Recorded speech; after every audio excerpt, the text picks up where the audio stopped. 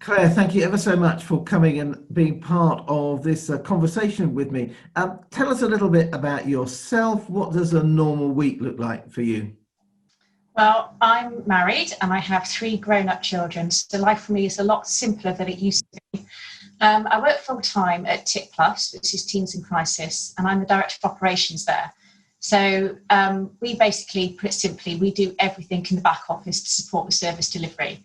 So my job's really varied. I do everything from looking after fundraising and finance to the health and safety, which, as you can imagine, over the last couple of months has been very interesting, to looking after IT and all the processes that go in between that. Both days are a real juggling act. Now, there'll be some people who'll be watching this who will know nothing at all about Teens in Crisis. Just tell us a little bit about TIC. So TIP Plus is an amazing charity. It's been going for over 25 years. It's based in Gloucestershire. We do have a small amount of work in Hammersmith and Fulham as well. And we exist to provide free counselling support to parents, young children and families who are struggling with their emotional or mental health issues. And we do that through a variety of mediums. We do that through face-to-face, through online, and at the moment through video and phone counselling as well. It's all entirely free and confidential. We also offer a parent support advice helpline for people who are worried about their young people's mental health, and that's open for parents and carers. And we also offer something called TIC Chat, which is a helpline where young people can phone up and get help straight away, and that's anonymous. We run that 5 nights a week. Well, that seems such a significant and important service ministry to be involved in, particularly with all that we're living through at the moment. And I'd imagine you find that there's a greater and greater demand for your services. But for you, how does what you do with TIC Plus connect to your own faith? So I've always worked throughout my working life with, I've always been called to work with young people who would describe themselves as perhaps the last, the lost and the least.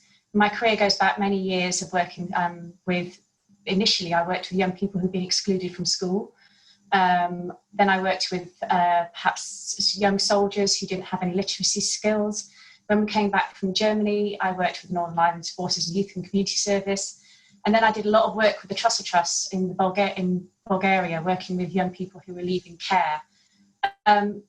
I think what's so special about TIC Plus is there's a real heart here for every young person to be able to live life to the full. That love here is not just a noun, but it's a verb, that we do love here. That every single counsellor recognises that for young people, life is really hard.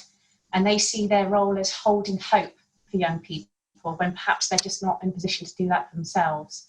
And even here in the back office, we hear the most amazing stories of lives being transformed every single day of the work that's going on. And as a Christian, the vast majority of our staff actually aren't Christian, and our services are open to people of all faiths and none.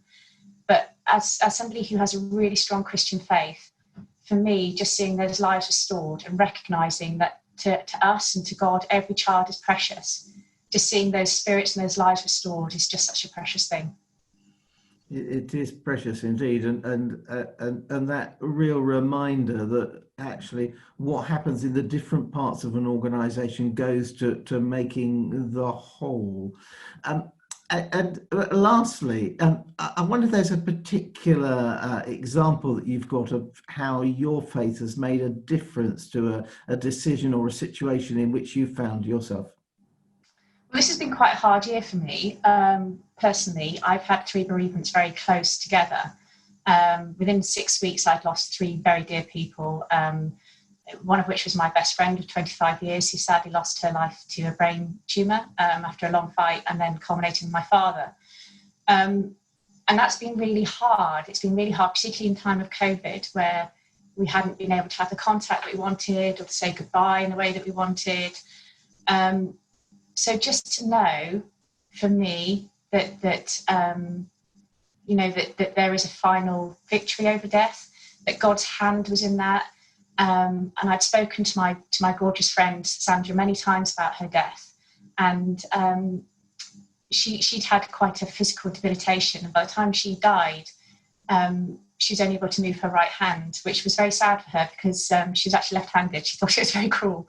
But she and I both looked forward to the fact that when she died, she would be fully healed. And she looked forward actually to dying because she knew that on that day, she'd be turning cartwheels across the sky and she would fall on her knees at the feet of Jesus.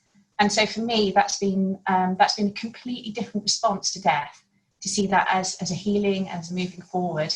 And even in the midst of terrible grief over Sandra and over my father, I've been able to look back and to be able to cherish every blessing and every moment. I've been able to take comfort in the kindness of the people around me.